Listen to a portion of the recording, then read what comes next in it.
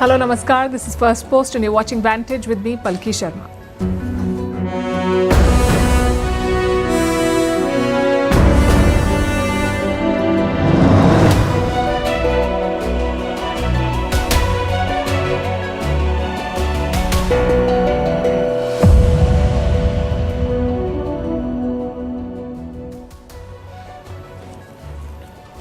Tonight, we begin with Elon Musk. Does he want to be the next US president? We ask because the world's richest man has launched his own political party. He wants to take on Donald Trump, not with memes or tweets, but a political contest. The bromance is truly over, but does Musk stand a chance here? We'll break it down for you tonight. Also in focus, Prime Minister Narendra Modi at the BRICS summit in Brazil. The bloc condemned the Pahalgam terror attack, but stopped short of calling out Pakistan. Why is US President Trump rattled with BRICS? He's threatening a 10% extra tariff. In Pakistan, why is the government fuming over Bilawal Bhutto Zardari's extradition offer to India? How a French investigation has exposed China's campaign to smear the Rafale jets. Should the Dalai Lama receive the Bharat Ratna? We'll tell you how the debate is heating up here in India. How India's regulator quietly blocked a 4.3 billion trading spree. A bizarre Chinese mobile game glamorizing gold diggers and the backlash that it's sparking, and the floods in Texas, more than 80 lives lost. All this and more coming up. The headlines first. Iranian President Masoud Pezeshkian claims Israel attempted to assassinate him, but says the US, a key ally of Israel, was not involved in this bid on his life. Last month, Israel and Iran fought a 12-day war. Israel's defense minister has admitted that Iran's Supreme Leader Khamenei was a target, but Washington had reportedly vetoed the plan to kill him. Israeli Prime Minister Benjamin Netanyahu to meet US President Donald Trump later tonight. Netanyahu says the meeting in Washington could help advance the Gaza ceasefire deal. Trump has been pushing for a deal this week to end the war, which began in October 2023. On Sunday, Netanyahu sent negotiators to Qatar for indirect talks with Hamas. Russian authorities say the country's former transport minister killed himself after Roman Stratovoit's body was found in his car with a gunshot wound. Just hours before, President Vladimir Putin had fired him. The dismissal came amid travel chaos at airports caused by Ukrainian drone attacks. He had served as Russia's transport minister since May 2024. Heavy police presence in Kenya's capital Nairobi as clashes erupt on its outskirts. Many roads have been blocked and several streets deserted. This is to prevent gatherings to mark the annual pro-democracy rallies. Recent demonstrations had descended into violent clashes. On this day in 1990, Kenyans took to the streets to demand multi-party democracy. And Cambodia accuses Thailand of trying to smear its reputation. Bangkok has claimed that Phnom Penh is behind the cyber attacks in the country. The Southeast Asian neighbors have been feuding since May, when a Cambodian soldier was killed in cross-border fire. The dispute has also led to suspension of Thai Prime Minister Paetongtarn Shinawatra.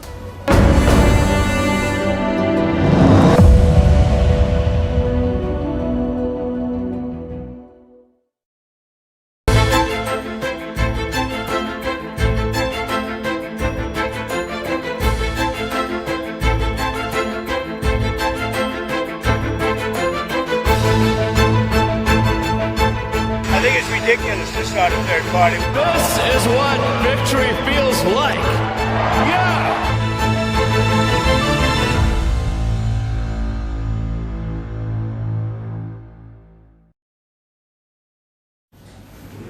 Elon Musk is no stranger to big launches. First, electric cars with Tesla, then private space flight with SpaceX, next social media with X, and now he's launching his most ambitious project yet, American democracy.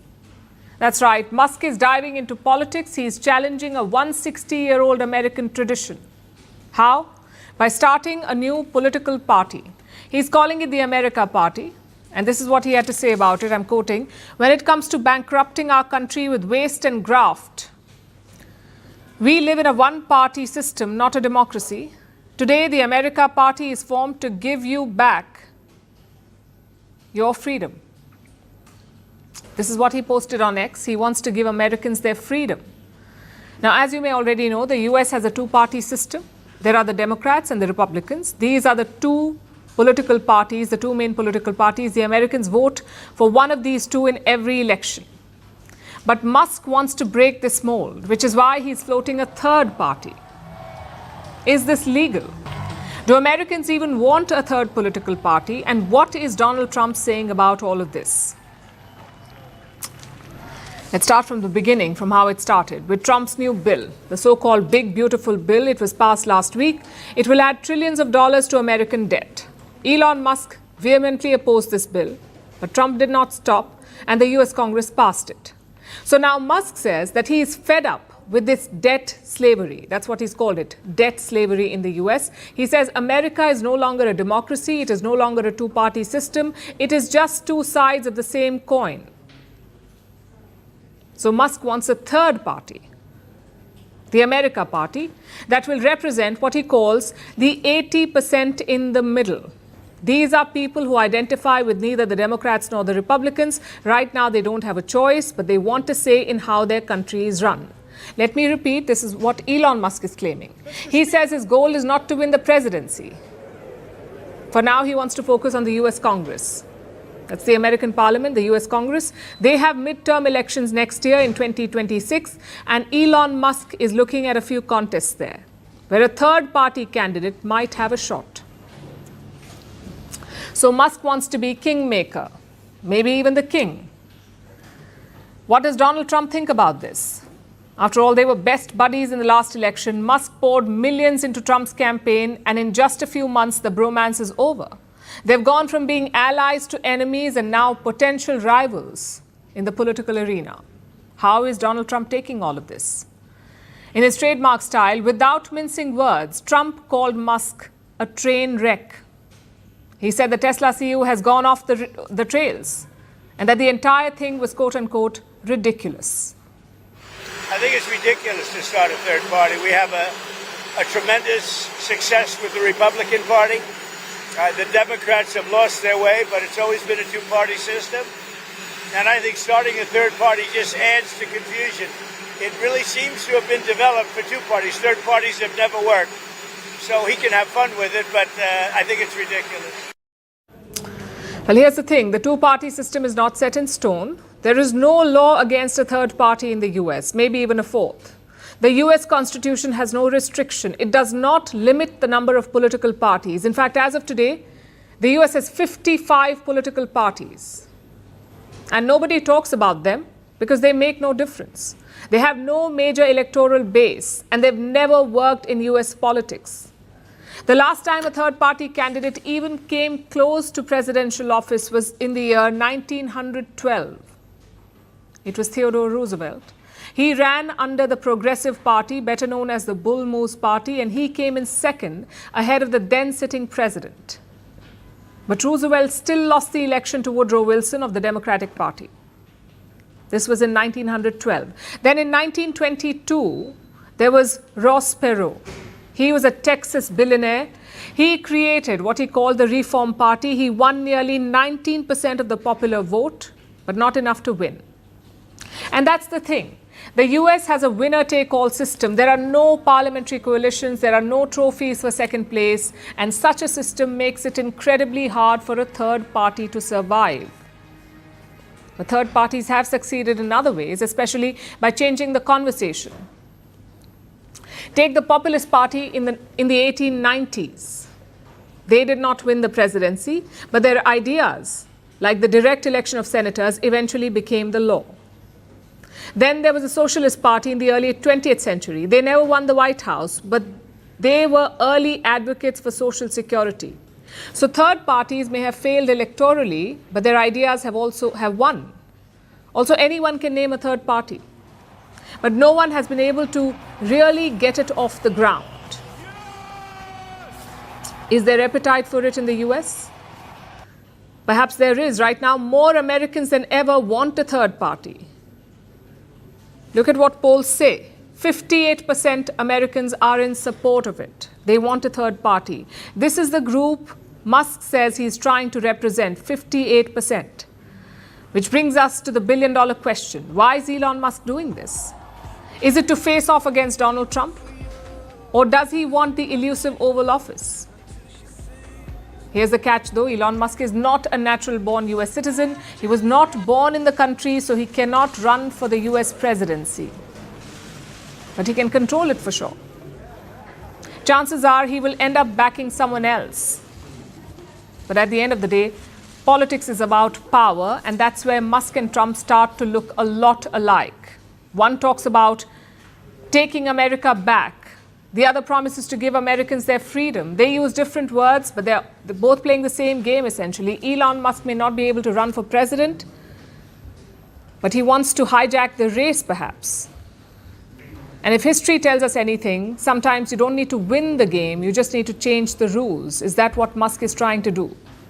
We'll have to wait and see how this goes.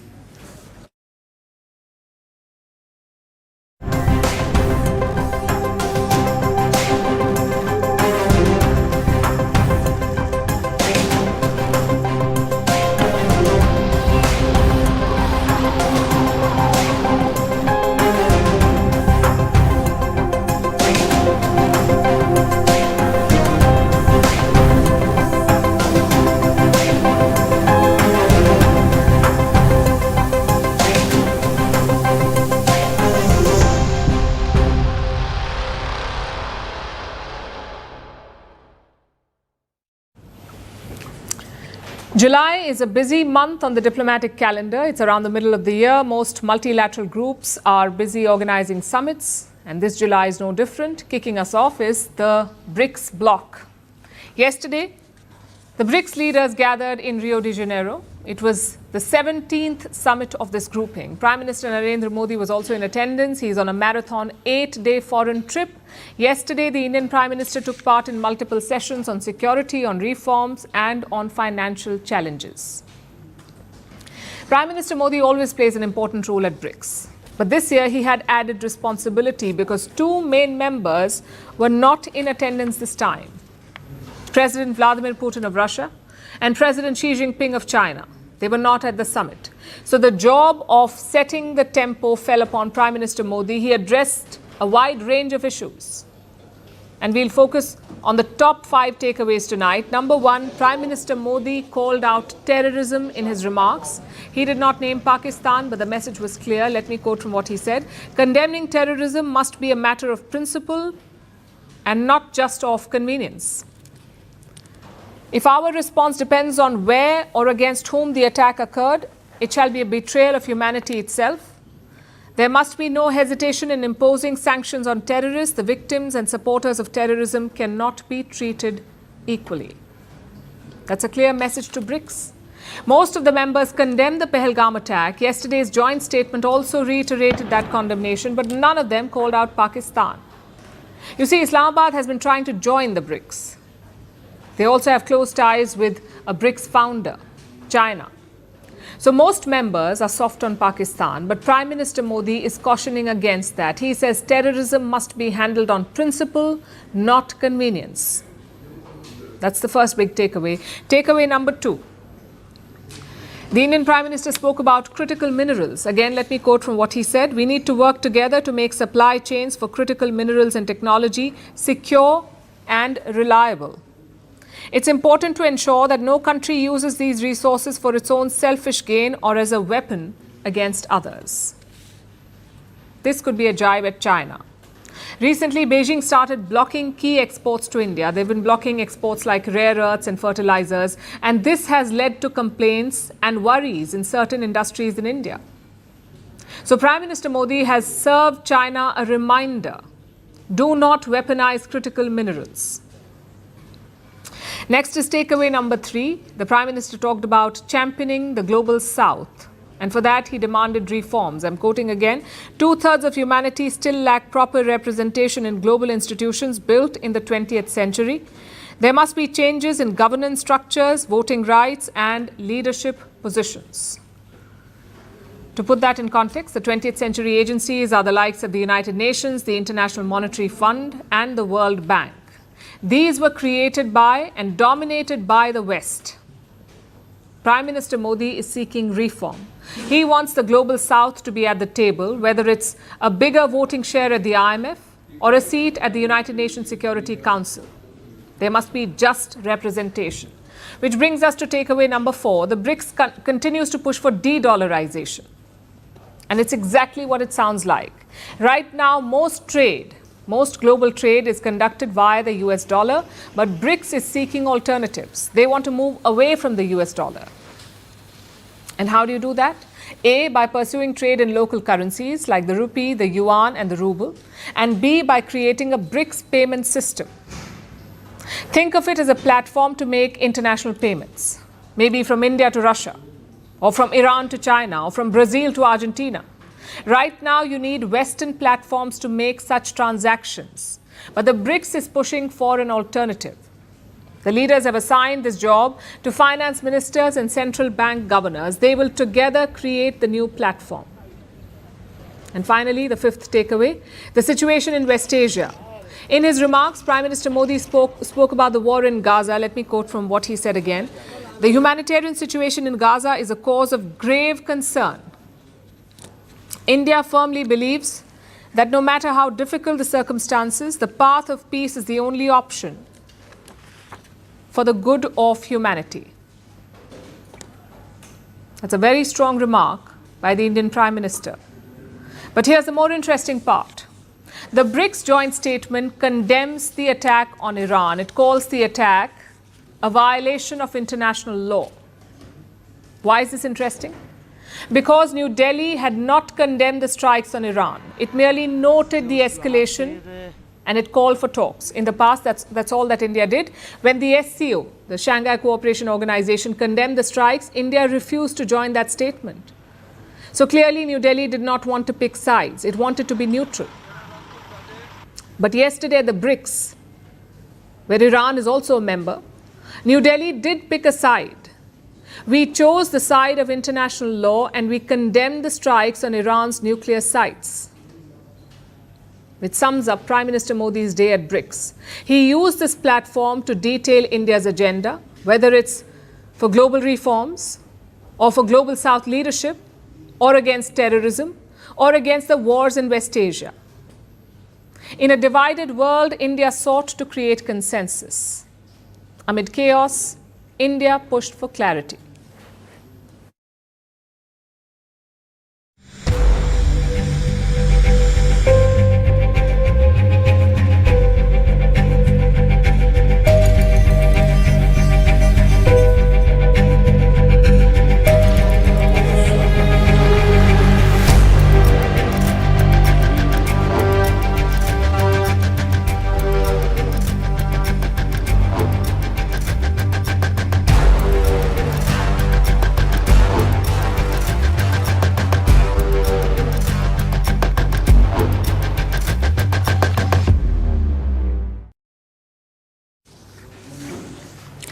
Guess who else was tracking the summit in Brazil?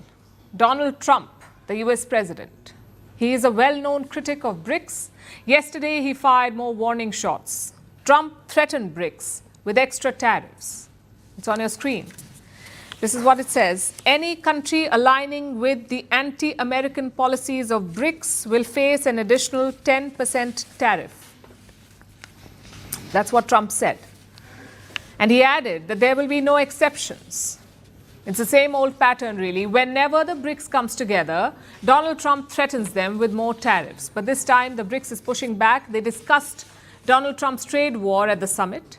They did not name the US or Trump, but the BRICS spoke in one voice against the tariff assault. They called it a threat to trade. And the expanded BRICS has endorsed that statement. Let's first tell you about the expanded group. It includes the founding members, of course. That's Brazil, Russia, India, China, South Africa. The name BRICS, in fact, is an acronym made up of the names of these countries: Brazil, Russia, India, China, South Africa, BRICS. Plus, it has 5 new members: Indonesia, Egypt, Ethiopia, the UAE, and Iran. So 10 countries in total. They account for over half of the world's population. They make up more than 40% of the world's economic output. Together, they criticize Donald Trump's tariffs. In fact, countries like China use stronger language. Listen to what they said. I've just shared our view on the BRICS mechanism. We believe that BRICS is a positive force in the international community. Its cooperation is open and inclusive, and not targeted at any particular country. As for tariffs, we have consistently opposed tariff wars and trade wars. We are against using tariffs as a tool for coercion and pressure. Arbitrarily imposing tariffs does not serve the interests of any party. BRICS is not targeted against any particular country. The group has said this repeatedly in the past. But the US president still feels threatened by this bloc. He believes that the BRICS can challenge the dollar and, by extension, challenge America's leadership. It can erode American influence on the global economy. That is Trump's fear, especially the trend of de-dollarization. It makes him uncomfortable. What is de-dollarization? Limiting the use of the US dollar in global trade. And how do you do it? By relying on other currencies, by carrying out bilateral trade without the US dollar. BRICS countries are in a position to do that. And Trump is determined to stop that. In fact, let me quote from what he said in the past. This is Donald Trump, and I'm quoting, "I hate when countries go off the dollar. I would not allow countries to go off the dollar because when we lose that standard, that will be like losing a revolutionary war." This should explain Donald Trump's repeated threats to BRICS. But the question is, are these threats even working? And the answer is not really. Because trade within BRICS is rising. From 2021 to 2024, it grew by 40%. Last year, trade within BRICS touched $740 billion.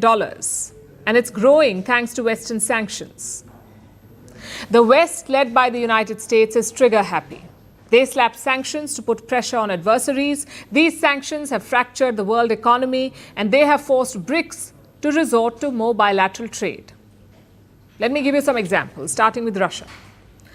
Russia's economy is under sanctions, thousands of sanctions, more than 20,000 Western sanctions on one country. It won't stop trading, of course. It will build alternatives. And here's what Russia did. It adopted the Chinese currency, the yuan. So by July 2024, 53% of Russia's foreign transactions were in the yuan. 3 years ago, this figure was at 40%. Last year, it was 53%. So sanctions pushed Russia to de-dollarize. Our second example is India. India is buying more Russian oil than ever before. Last month, Russian crude made up 43% of India's oil imports. That's more than Iraq, Saudi Arabia, and the UAE combined. That's how much oil we buy from Russia, despite Western sanctions. Then we have Brazil and South Africa. They're buying Chinese cars in large numbers. Brands like BYD and SAIC are ruling these markets. In Brazil, BYD took over the Ford factory. Ford, of course, is the American company. In South Africa, at least 27 Chinese car models are now selling in showrooms. Now, these may all sound like very different examples, but they all fit a larger pattern. Russia is turning to the yuan, the Chinese currency. India is buying more Russian oil. And Brazil and South Africa are opening up to Chinese products. What does this tell you? BRICS countries are building alternatives to American trade and the American currency. And that is what has rattled Donald Trump. De-dollarization is still a long shot. The US dollar is still the de facto global currency. And ideas like a BRICS currency may not really take off because politically, BRICS as a group has clear limitations. But its strength lies in bilateral deals, the flexible one-on-one agreements. This approach makes BRICS agile. They can respond quickly and effectively. That's what Russia has highlighted as well. We have indeed seen such statements by President Trump, but it is very important to note here that the uniqueness of a group like BRICS is that it is a group of countries that share common approaches and a common worldview on how to cooperate based on their own interest. And this cooperation within BRICS has never been and will never be directed against any third countries. So Trump might want to contain the BRICS, but his threats are proving to be counterproductive. They're not deterring BRICS, they're galvanizing it.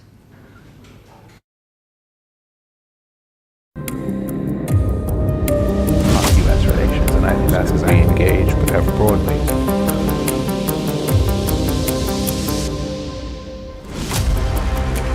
Naughty!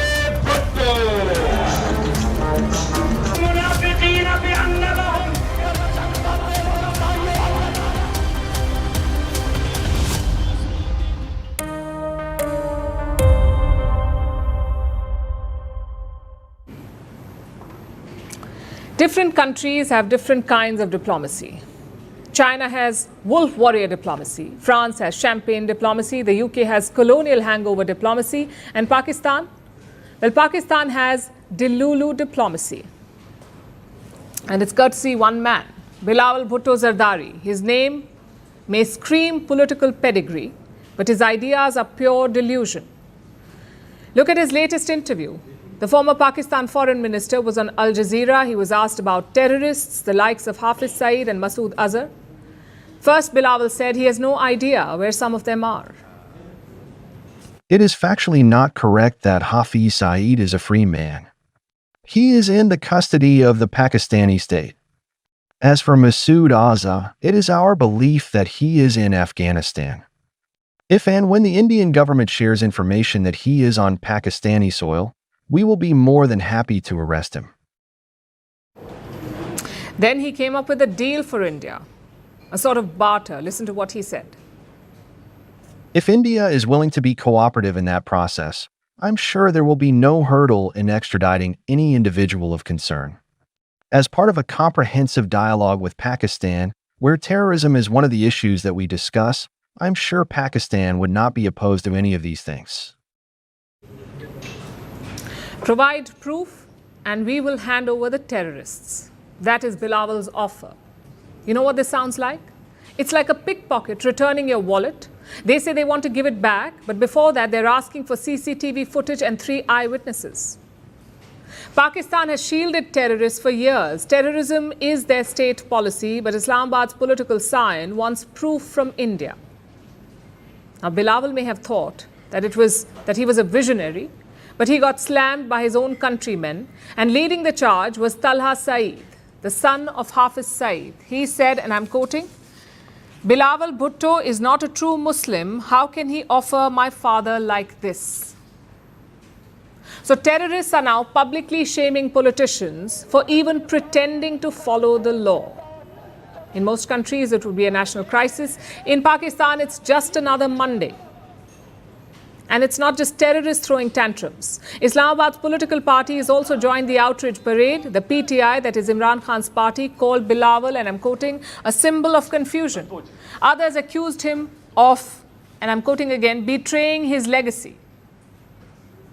That he was just pursuing political gains. This is Pakistan's A2 Bilawal moment. And for once, we do not disagree. Bilawal Bhutto Zardari is chasing political gains with this suggestion. But there's a problem here. This is a man who's caught between two realities. In one, he's sipping lattes in Geneva, talking about regional stability in his westernized accent. In another, he's tiptoeing around terror warlords, those who have more power in Pakistan than politicians. So what does Bilawal do? He tries to play both sides. He wants to say the right things on international media. He wants India to provide proof. He wants New Delhi to serve it on a silver platter. And what will Pakistan do with it? Well, what they've done for years. Lose the terrorists in the Rawalpindi fog. But let's indulge Bilawal Bhutto Zardari for a moment. If he wants proof, here is some proof. Masood Azhar was in Indian custody before being released in 1999. That too in exchange for hijacked passengers. He then founded Jaish-e-Mohammed. Hafiz Saeed orchestrated the 26/11 terror attacks in Mumbai. He was the mastermind, and India has provided enough proof for it. We have shared intelligence. We have handed over evidence, only to be bled again and again by Pakistan's terror machinery. Because Pakistan's problem is not lack of evidence, it is a lack of intent. So Bilawal Bhutto Zardari may have his grand deal, but he needs to understand that terrorism is a state policy in his country. The generals needed to bleed India, the clerics needed to rally the faithful, the politicians needed to distract the public from collapsing governance, and the terrorists, well, they just need the airtime. Bilawal Bhutto Zardari thought he was making a statesman-like gesture. Instead, he confirmed what India has known all along. Pakistan has no intention of fighting terrorism because in Islamabad, terrorism is not the problem, it is the plan. So thanks for the offer, Bilawal. But it's a little too late. You can keep your missing terrorists, you can keep your magical maps where Masood Azhar is probably in Afghanistan. We have seen your Delulu diplomacy before. and India is not buying it anymore.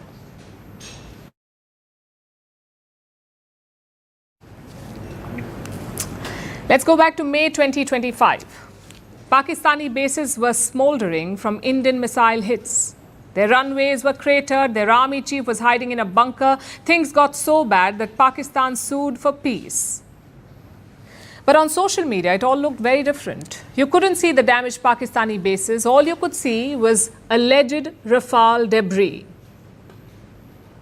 And now we know why. Because China was running a fake news campaign. Let me show you a new report. It was prepared by France's military intelligence. And what does it say? That China peddled fake news about France's Rafale jets. Now, to give you some context, India likely used Rafale jets during Operation Sindoor. We hit multiple terror bases inside Pakistan. In the ensuing battle, Islamabad claims they shot down Indian planes, 5 of them, including 3 Rafales. India has not confirmed this. The military has admitted some losses, but not the specifics. Which brings us to this report. It says China capitalized on this confusion. They posted manipulated pictures on social media. They posted fake pictures calling it Rafale debris. They used AI-generated images and even posted video game sequences as dog fights. The French report claims more than 1,000 new social media accounts popped up in the month of May, and their sole job was to push anti-Rafale propaganda. The question is, what was the goal here?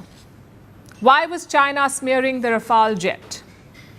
The first objective was business. France sells the Rafale jet to multiple countries. China is looking to sell their jets to these countries. So simply put, Rafale is a market competitor. If you show the French plane is not reliable, you can get more buyers. And that's what China tried. They peddled the same narrative to countries buying the Rafale, like Indonesia, for example. They told Indonesia that Indian Rafales had failed, that they were neutralized by Chinese weapons. Clearly, the goal was to discourage them, to make them buy Chinese jets instead. Which brings us to the second possible reason, to deflect from their losses. The fact is, Indian missiles struck Pakistan at will. Meanwhile, the Chinese air defenses were caught napping. They could not intercept the BrahMos missiles fired by India. Of course, China does not like that story. The story they would like is of downed Rafales. The question is, what is the truth? For starters, China is not the best source here. In fact, they're probably the worst source. China was actively helping Pakistan against India. Says who? India's deputy army chief. He says Beijing used satellites to monitor Indian troops. And they later gave this information to Pakistan. As always, China is denying all of this. The French report on Rafale bashing, the Indian claims of satellite assistance. Beijing has denied all of it. But the truth is, they're too close to this story, too close to be in judgment of what happened. Which also brings us to the larger issue of jet losses. India has not released the details or the numbers. All we have are assessments. Pakistan claims 5 jets were shot down. The French say it was likely 3, 1 Rafale, 1 Russian Sukhoi, and 1 Mirage 2000. Now, we don't know why India has not released the numbers. We also don't know how the losses happened. Either way, it's beside the point. Losses are part and parcel of combat. If you launch an operation, you risk losing some assets. Do not obsess over that. Instead, obsess over what was achieved. Were the terror targets destroyed? Yes, they were. Did all the pilots make it back home? Yes, they did. Were the Pakistani bases damaged? Yes, they were. Did we establish supremacy over Islamabad? Again, yes, we did. And that is the story here. All this reportage on jet losses is biased. I'll tell you why I say this. A British F-35 has been stranded in India since June 14th. No combat, no enemy attack, no military operation. We don't even know what happened to this jet. And look at how Western media is covering it. This is the New York Times headline. This is what it says. British fighter jet takes unexpected detour to India and is embraced by locals. This is the headline from the New York Times. Now, what is more interesting here? The fact that a 100 million plane is not flying, or the fact that locals are embracing it? For the New York Times, it is the latter. And Reuters went a step ahead. Here's their headline. Stranded UK F-35 jet becomes unexpected star in Indian tourism campaign. Again, that's not even the operative part. But tell that to Western media, especially American and British ones. They will defend their weapons come what may. And do not get us wrong, we are not saying everyone should do the same. We are saying be aware of the bias here. There is a reason Western media is talking about India's alleged losses, and there is a reason why they won't highlight our wins. It is not authenticity. It is politics.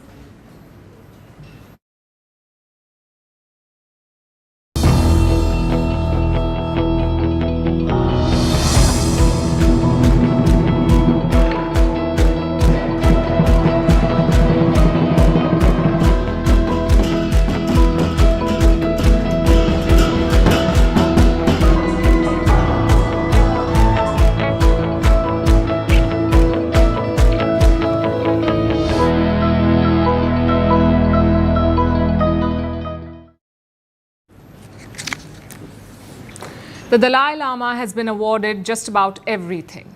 The Nobel Peace Prize, multiple honorary citizenships, the US Congressional Medal, and many, many doctorates. But one award has eluded him. An award he would probably cherish more than any other. And that is the Bharat Ratna, India's highest civilian honor. The name translates to the jewel of India, the Bharat Ratna. It tells you how prestigious this award is. It is given to people who display exceptional service or performance, maybe in politics or in social service or art or sports, and it's very exclusive. In total, only 53 people have got the Bharat Ratna. Only 53. In 78 years of India's independence, only 53 people. Could the Dalai Lama join that list? A multi-party group of lawmakers is pushing for it. It is called the All-Party Indian Parliamentary Forum on Tibet. This forum is made up of Indian members of parliament. Around 80 of them have signed a petition, 80 MPs. They've signed a petition. They demand that the Dalai Lama be given the Bharat Ratna. They want to reach 100 signatures first. After that, this petition will be given to the Indian Prime Minister and the President. Now, this bid raises three questions. One, can the Dalai Lama get this award? Two, should India give it to him? And three, how would China react? Let's go one by one. There is nothing that disqualifies the Dalai Lama from the award. In the past, foreigners have gotten it. Like Nelson Mandela in 1990, he was given the Bharat Ratna. And Khan Abdul Ghaffar Khan in 1987. So eligibility is not an issue. Which brings us to the second question.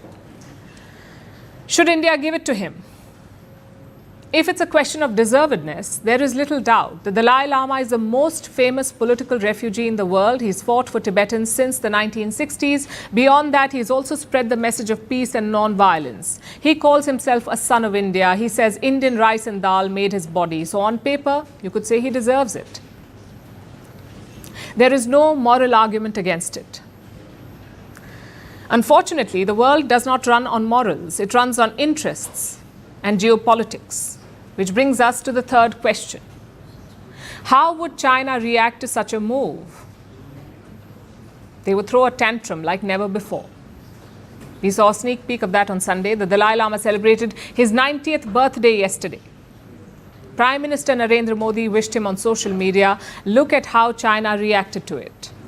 The Indian side should fully recognize the high sensitivity of Tibet-related issues, see clearly the anti-China separatist nature of the 14th Dalai Lama, honor its commitments on Tibet-related issues, act with caution, and stop using Tibet-related issues to interfere in China's internal affairs. China has lodged a protest with the Indian side on the issue. Well, that was for a birthday wish. Imagine what a Bharat Ratna would do to them. China would probably blow a fuse. And that's the choice that India has to make. It can look at the Dalai Lama as leverage or liability. A leverage it can use against China, or a liability in resetting ties with China. Which way will New Delhi go? Well, this government, the present government, has been willing to leverage the Tibetan movement. We saw that in the last 10 years. After taking over as Prime Minister, Narendra Modi tried to reach out to China, so he kept his distance from the Dalai Lama. No talks, no birthday wishes. But he broke that silence in 2021. Prime Minister Modi spoke to the Dalai Lama on his birthday that year, 2021. He also announced it on social media. So what changed? The Galwan clashes of 2020. After China revealed its true colors, Prime Minister Modi turned up the screws. He began reaching out to the Dalai Lama. So like I said, India has been willing to leverage this issue. As for the Bharat Ratna, it's not guaranteed. There are many bridges to cross before reaching that one. For instance, Prime Minister Modi has not met the Dalai Lama yet. He took charge in 2014, but he has never met the Dalai Lama. Maybe that could be considered before a Bharat Ratna, or maybe a meeting with the foreign minister. Whatever India chooses, one thing is quite clear. This will become a flashpoint, especially when the time for reincarnation comes. India has said that only the Dalai Lama can select his successor. But China wants to appoint its own. These two positions are irreconcilable. They are bound to clash when the time comes.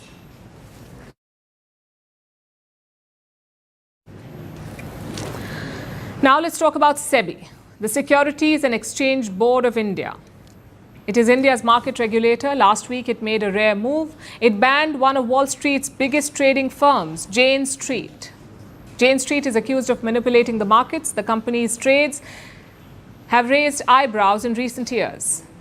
In the last 2 years, it made about $4.3 billion from the Indian markets.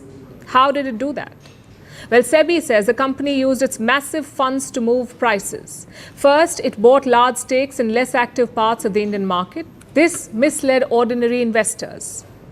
These investors believed that there was a strong demand, so they bought the same assets themselves. Then Jane Street placed bets against the original trades. It dumped its holdings. It made a profit. But these retail investors in India suffered losses. The Indian regulator says Jane Street made unlawful gains, so it has banned the company and slapped a fine of about $570 million. Jane Street has denied all wrongdoing. It plans to challenge the charges. Now, this case is being seen as a clear message from Sebi, the Indian regulator, that everyone must play by the rules no matter how big they are. The Indian stock market is like a giant football league, where millions of investors play every day. There are smaller, local-level clubs, as well as big international players. But everyone must follow the same rules. Recently, one of the foreign teams in this league tried to bend them. It is a US-based firm called Jane Street. They have a reputation of being fast, rich, and highly skilled. Over the past 2 years, they made an incredible $4.3 billion. But something felt wrong. India's markets regulator, Sebi, is like a referee for the markets. It noticed Jane Street wasn't playing fair. They weren't winning purely because they were better. According to Sebi, Jane Street was bending the flow of the game. On certain days, the company used to flood the quiet parts of the market, areas where there was less action and fewer players. This gave the impression that the market was going up. It pushed up the price, and it drew a large number of other players. They were predominantly retail investors. They believed they were investing in assets, seeing a genuine rally. That's when Jane Street pulled the rug from beneath them. After placing bets on a crash, Jane Street dumped its positions. This is where retail investors made a loss, and Jane Street profited. Sebi says the company used this tactic in the index options market. This is where traders bet on the future movement of a group of stocks. They are highly liquid in nature, meaning they can attract large investments quickly. but they are extremely risky as well. Sebi says it would now seize around $570 million from Jane Street. The regulator calls this unlawful gains, because from 2021 to 2024, when Jane Street made these trades, India's retail investors lost around $21 billion. Sebi believes Jane Street's trades played a role in deepening these losses. The company, for now, faces a ban from the Indian markets. It cannot trade in Indian stocks directly or indirectly. Their accounts have been frozen. Jane Street has 3 months to unwind any active trades. This a rare intervention by Sebi against a foreign entity. According to experts, the regulator is sending a message, especially to those engaging in high-frequency trading.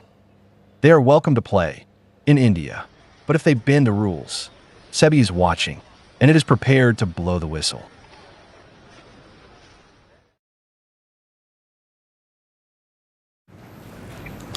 In most countries, you arrest a mayor when they've done something wrong. In Turkey, you arrest a mayor when they've done something right, like winning an election.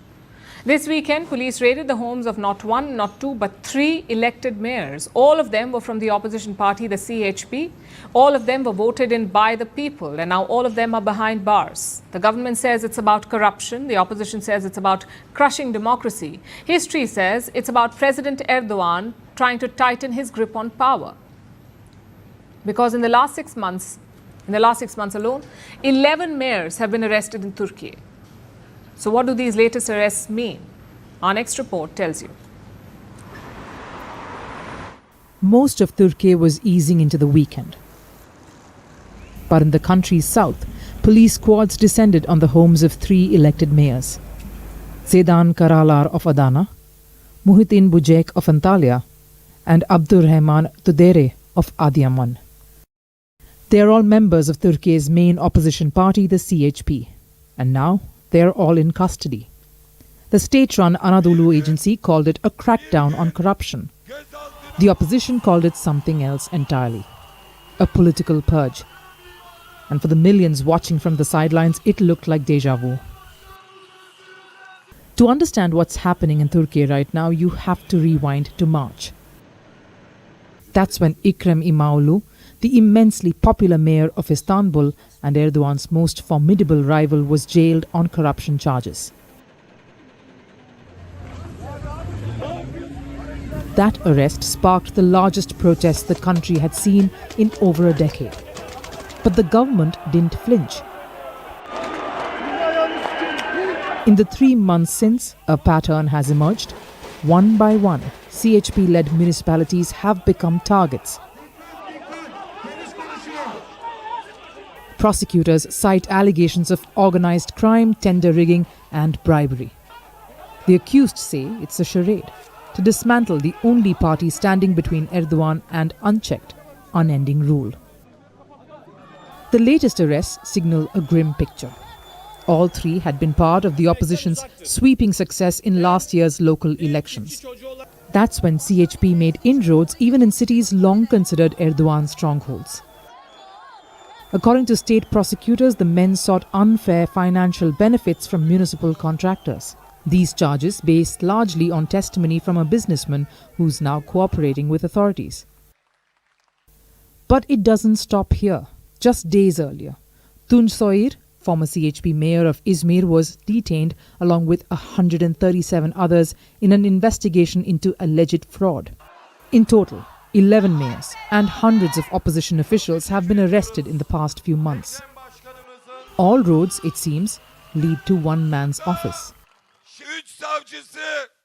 Every coup has a junta leading it. This coup has 3 prosecutors, 3 judges, 3 secret witnesses and confessors. And this coup has a leader. Erdogan, who was elected as president and given power by people, is not a president anymore, but the leader of the junta. President Recep Tayyip Erdogan has ruled Turkey first as Prime Minister, then as President since 2003. His grip on the country has only tightened. But this isn't just about jailing a few opposition figures. Erdogan wants to become president for life. But there's a problem. his popularity is plummeting. Inflation is sky high, the lira is in free fall. And the opposition, once fragmented and feeble, is now united behind one charismatic figure, Ekrem İmamoğlu. A March survey found İmamoğlu would beat Erdogan in a head-to-head presidential race. Soon after that poll came out, CHP called for snap elections. And then the arrests began. Turkey's next official election isn't due till 2028. But behind the scenes, a different contest is already underway. This is Erdogan's version of a shadow election. Eliminate your opponent before they can even show up on the ballot. So what happens next? The opposition says they're ready to fight. Over 7.2 million people have signed a petition demanding early elections. Rallies are growing in size and frequency. The protest movement is being described as the most serious threat to Erdogan's rule in a decade. But Erdogan is betting on fear, fatigue and force. He knows how to weather a storm and right now controls the weather report.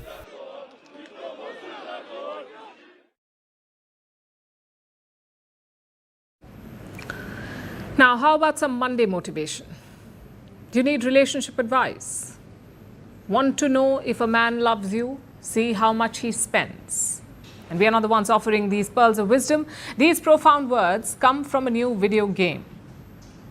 A live-action Chinese video game called Revenge on Gold Diggers. That is the name, Revenge on Gold Diggers. In this game, the players are male protagonists. They are lured into relationships by manipulative women who want their money. What a shocker, we say. Now, the man or the player responds, and how they respond shapes the story. That is the game. Despite this innovative storyline, the game topped sales lists within hours. But soon controversy followed. People slammed the narrative, the insulting gender stereotypes, and the problematic title. As you would know, gold digger is a derogatory term. It refers to someone who forms a relationship purely for money, and this is a label usually slapped on women. The video game reinforces it. All the so-called gold diggers in it are all women. It screams misogyny. So as the criticism became heated, the game was renamed. It is now called Emotional Anti-Fraud Stimulator. Very catchy, we say. It has done little to undo the damage, though. After all, this frustration is not new, and it is not limited to one game. For decades now, video games have had a persistent problem: sexism. And the research is pretty consistent on this. Video games usually have three types of women. The first is a damsel in distress. She needs saving, usually by the dashing male lead. The second type is the villain, the conniving woman, like with this Chinese game.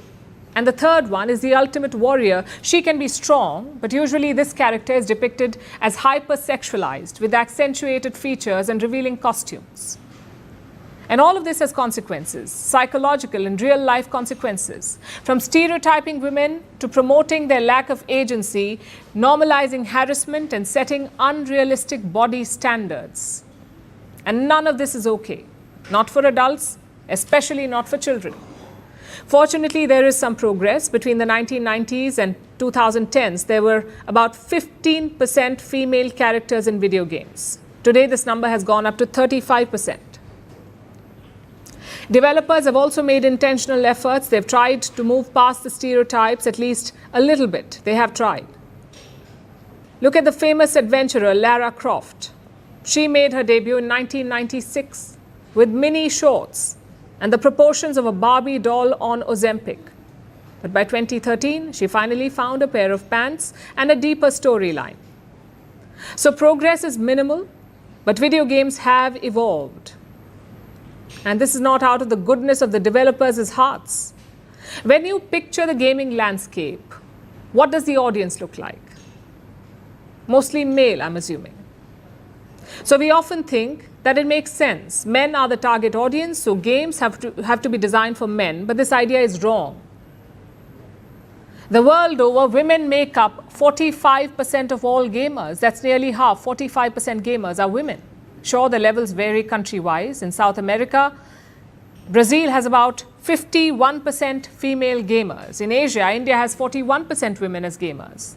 And the Philippines is 63%. But in China, male gamers hold the majority at 70%. So the levels of participation vary. But globally, women make up almost half of all video game players, meaning gaming is no longer a man's world. Women are not just living in it, they're also shaping it.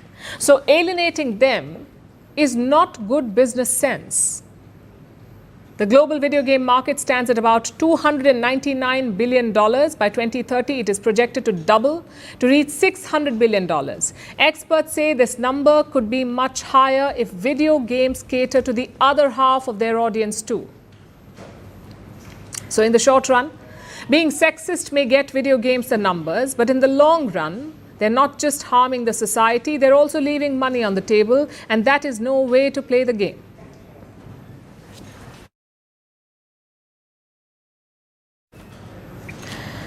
For our last story tonight, let's shift our focus to southern U.S. Texas has been devastated by floods. The torrential rainfall began on Friday. Within 45 minutes, a river that runs through Texas, the Guadalupe River, rose by 26 feet. And the flood waters left destruction in their wake. More than 80 people have died, including several children. Search and rescue operations are underway. Donald Trump, the U.S. president, has signed a declaration giving Texas more support. But many questions are also being raised. Did Texans receive adequate flood warnings? Why weren't people evacuated before the deluge? And what is the situation on the ground now? Here's a report. The catastrophe unfolded on Friday. The torrential rainfall began in the morning, and within 45 minutes, Texas was overwhelmed. The Guadalupe River that runs through the state rose by 26 feet, and the flash floods started. Trees were toppled, homes were ravaged, and Camp Mystic was overrun. This is an all-girls summer camp in Texas. It sits along the river. More than 750 girls were in attendance at the time of the flood, and the torrent of water swept away dozens of people. 27 of them were initially declared missing. Now, while the number of missing people has dropped, Camp Mystic confirmed that 27 campers and counselors have been killed. And it was nothing short of horrific to see what those young children went through. And we will remain 100% dedicated, searching for every single one of the children who were at Camp Mystic, as well as anybody else in the entire riverbed, to make sure that they're going to be recovered. Kerr County is the hardest hit area. This is where the camp is located. But several other counties in central Texas have also been devastated. So far, at least 82 people have died across the state, while dozens are still missing. 3 days since the inundation, Texas has seen one of its largest search and rescue operations in history. On Sunday, President Donald Trump signed a major disaster declaration. We're working very close with representatives from Texas, and it's a horrible thing that took place. Absolutely horrible. So we say God bless all of the people that have gone through so much. Trump has said that he would visit the disaster scene, probably this coming Friday. But questions are being asked of him about whether adequate flood warnings were provided and why people weren't evacuated before the deluge. This is related to the massive budget cutbacks in recent months that have affected key weather forecasting offices, leaving them short-staffed. Many residents claim that they had no idea flash floods were coming, which officials have denied. As First Lady Melania Trump shared a message of resilience, she faced criticism online over her post being inadequate. Some are blaming her husband, who is in turn blaming his predecessor. You look at that, what a situation that all is, and that was really the Biden setup. That was not our setup, but I wouldn't blame Biden for it either. I would just say this is a 100-year catastrophe, and it's just so horrible to watch. Amid the blame game, further rain over the weekend has hampered search efforts, especially for the crews using boats, helicopters, and drones. But responders remain at the scene. So far, more than 800 people have been saved. On Sunday, residents in Central Texas observed a special day of prayer.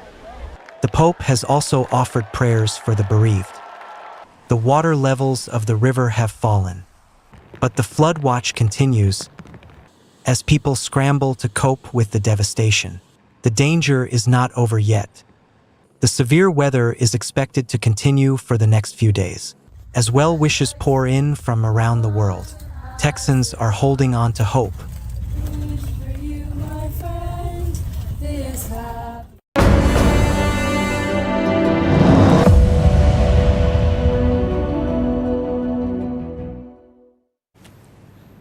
It's blockbuster season in America. The new Formula One movie is out. A new Jurassic World movie is out. And of course, you've got the latest installment of billionaire battles, Elon Musk versus Donald Trump. It's like watching a fight in slow motion. They're not in the same room. They're not even in the same city. They're simply firing off social media posts, that too on two different platforms. Of course, there's nothing to worry about. It's not like either of them have anything better to do, like running the world's biggest economy or launching rockets and satellite internet services. This has to be one of the weirdest fights ever, because the zingers are not good, but the stakes are higher than ever.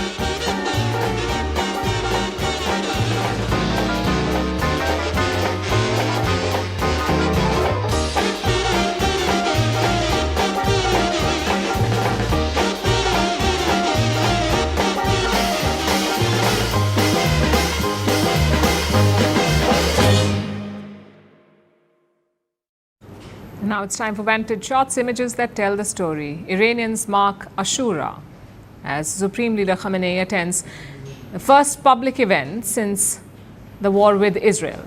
Indonesian volcano spews ash over 11 kilometers into the sky. And in Pakistan, a pet lion attacks people on the streets after escaping from captivity. Finally, we are taking you back in history. On this day in 1985, 17-year-old German sensation Boris Becker became the youngest male player to win the Wimbledon, a record which stands to this day. Becker's fast-paced serve and volley game earned him the nickname of Boom Boom. We're leaving you on that note. Thanks for watching. We will see you tomorrow.